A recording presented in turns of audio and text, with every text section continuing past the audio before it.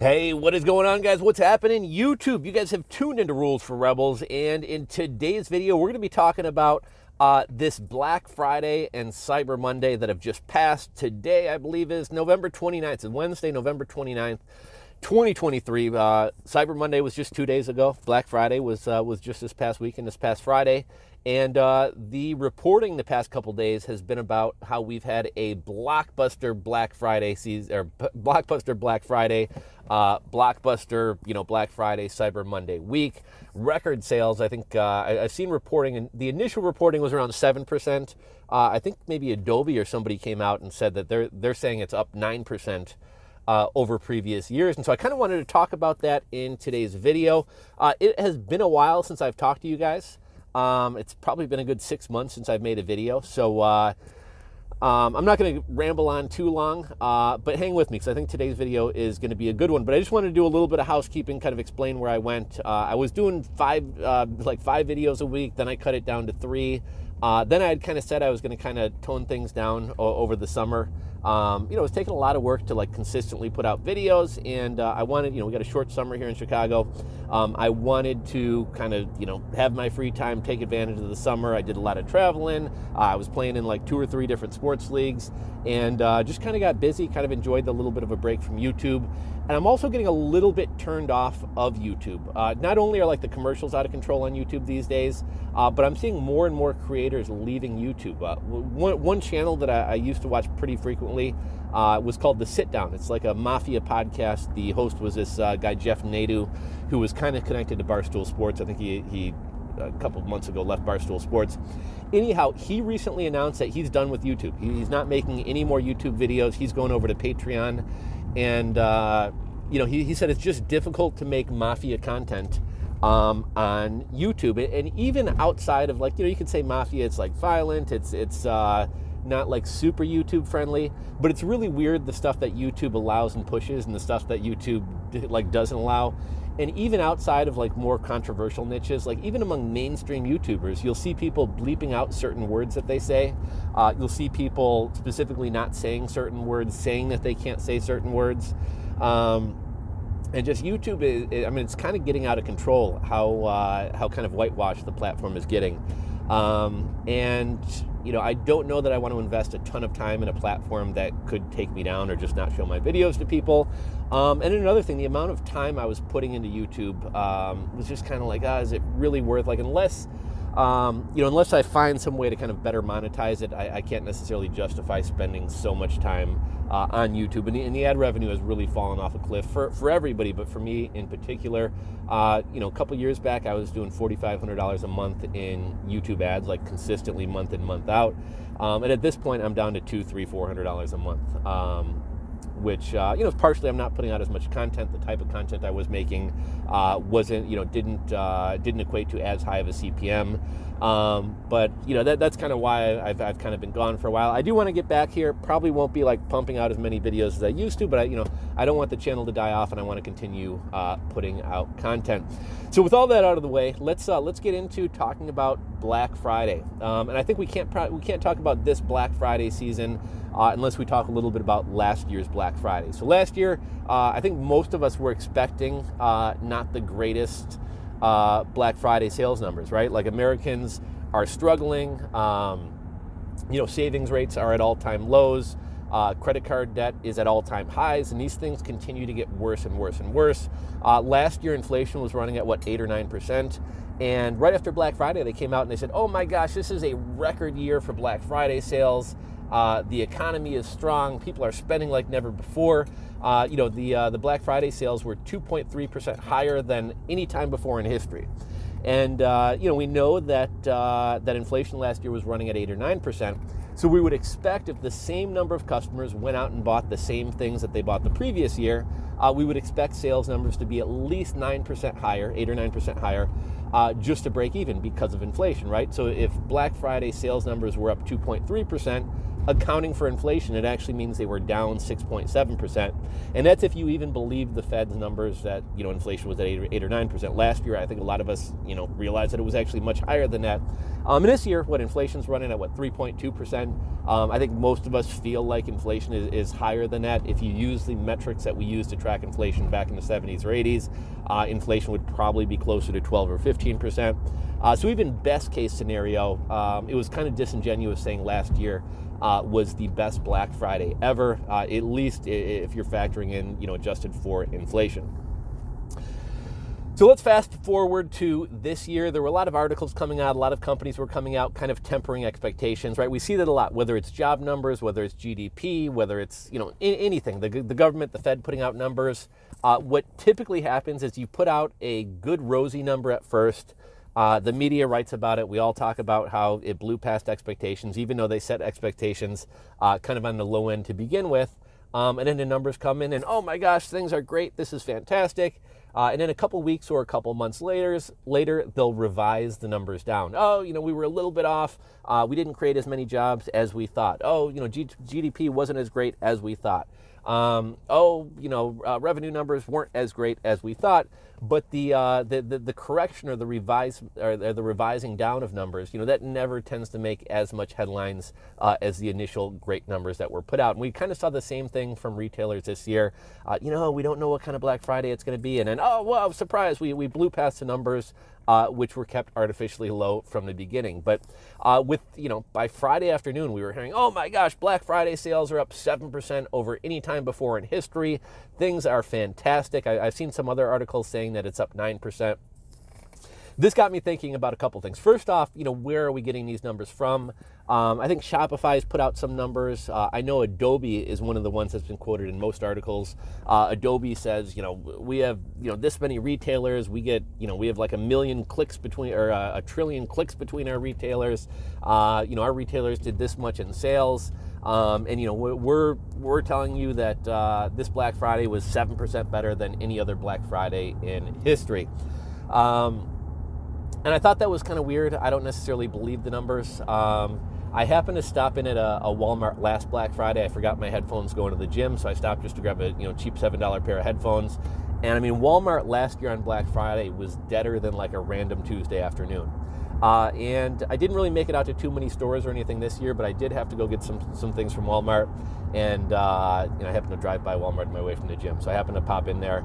And the parking lot wasn't packed at all. It was very, very dead. So one trend that we're seeing, and I'm going to kind of get into explaining why I think these, oh my gosh, this narrative that this Black Friday was the best ever is a little bit disingenuous, and I think it's mainly due to two things. One, e-commerce, as technology improves, as older people who shopped in stores die off, and as younger people get of the age to where they have credit cards and can shop and things like that, e-commerce is only going to continue to grow and grow and grow, right? More and more things are moving online. Year over year over year over year, e-commerce continues to grow. We saw that really kind of speed up over the past couple of years with COVID. A lot of people, out of necessity had to shop online. A lot of people realize, shopping online isn't as hard as I thought, or, it's really convenient, or, it's nice not having to go into the stores.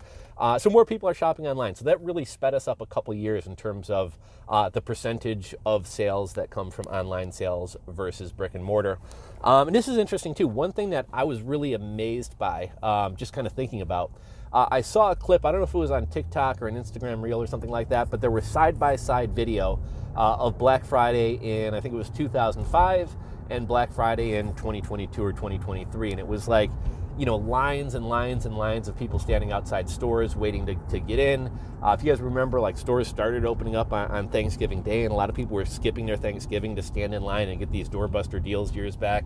And now the stores are dead on Black Friday. It doesn't seem like they really put that much effort into brick and mortar Black Friday sales. You don't have people waiting in lines. Nobody's waking up at 3 a.m. to go get doorbuster deals. It kind of seems like Black Friday brick and mortar is kind of dying off. So what does that mean? Well, that means that a lot of the sales that used to go to brick and mortar are now going online. And I forget, I'm in the car right now. I don't have my computer in front of me. I don't have any of my notes in front of me here. But let's just say, for example, just for nice, easy round numbers, let's say $100 million is spent on Black Friday typically. And in the past, let's say maybe 80% of that was brick and mortar and 20% of that was online. What I think is kind of happening is a lot more people are beginning to shop online. So you're still getting, say, $100 million spent, but we'll say now maybe only 60 of that is brick and mortar and 40 of it is online. So if you're not looking at the total picture and you're just hearing Adobe report on what their sellers are doing, well, if a substantial percentage of people are no longer going to brick and mortar stores and are now doing their shopping online, that doesn't necessarily mean that the economy is great. That doesn't mean that more people are shopping, that more people are spending money, that people are buying more things this year. That just means that we're moving some of this money that was spent in brick and mortar stores. Now those people are spending their money online. And if you're only looking at the online segment of Black Friday sales, they're going to increase.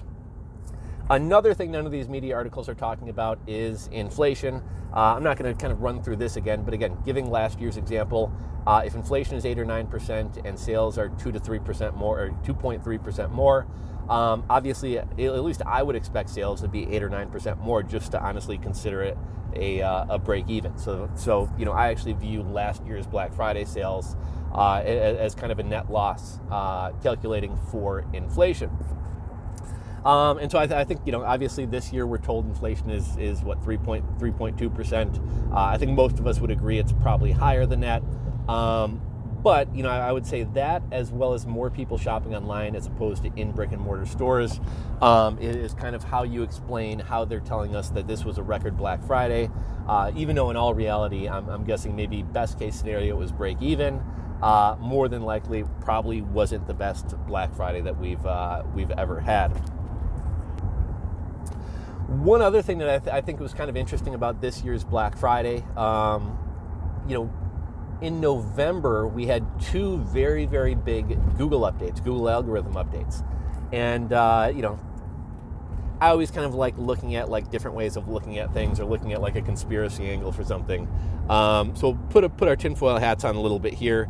Google has done bad updates in the past, so I'm not saying that they intentionally did this to force retailers to invest more into Google Ads and Google Shopping this year. But it was weird that just ahead of the holiday season, Google's been doing a lot of updates this year, so I guess it's not necessarily weird that they do it in November. This year has been a year of like constant Google updates, but I believe it was November 1st, November 3rd, Google did a search algorithm update. Now, pretty much across the board, everybody hated it, right? You're always going to get people who bitch and moan about Google updates because it affects their business negatively.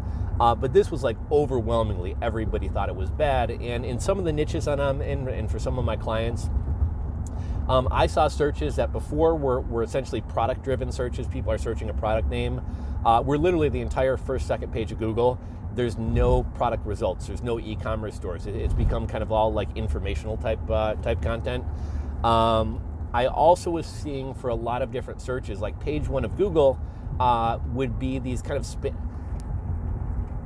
I don't want to like make this video run too long, so let's see. So what I was seeing was a lot of .edu sites and a lot of .org sites had been hacked, right? They had certain pages that were hacked, and if you wound up visiting one of these pages, it would redirect you to some spammy offer, like some Fox News page about like a weight loss drug or something like that. And it's weird when a very common search with high search volume, you search it, and out of the first 10 results, like 3 or 4 of them are hack.edu pages. I mean, that goes to show you that the Google update that they did was not good. Now, a couple weeks later, probably mid-November, late November, Google actually did another update, and a lot, after that first update, I was like, I'm pretty sure they're going to do another update to kind of correct the mess that they just made. And sure enough, 2 or 3 weeks later, we saw Google did another update. It's not back to being perfect, but it does seem like for the most part, it kind of corrected a lot of the mistakes from the update earlier in the month of November. And so it's just kind of weird that like right before like the biggest shopping week of the year, right before Black Friday and Cyber Monday. Google does this Google update that winds up being terrible. Retailers are losing a lot of traffic. Retailers are losing a lot of sales.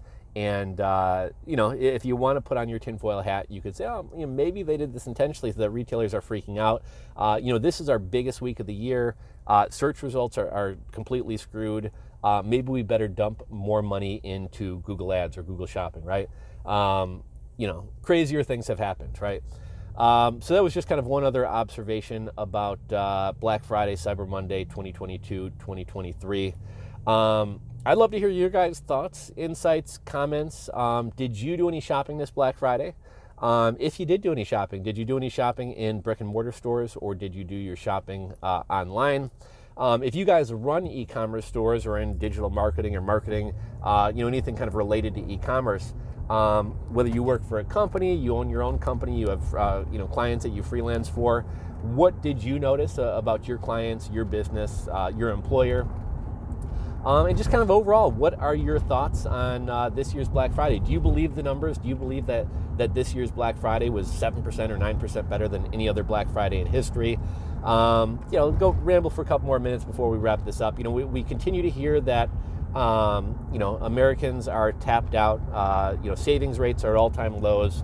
Credit card debt is at all-time highs. One thing that's being given a lot of credit for saving Black Friday this year is buy now, pay later. Companies like Sezzle, Klarna, Affirm, PayPal has a buy now, pay later, PayPal credit. These things have been growing in popularity over the years, and I'm kind of torn how I feel about these. Like, does more people using buy now, pay later signal that everybody's broke?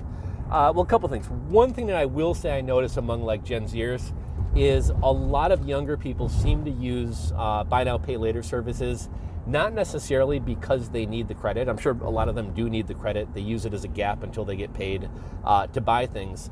But there are a lot of younger people I know who they have cash, but they still use buy now, pay later. Now, why do they use buy now, pay later?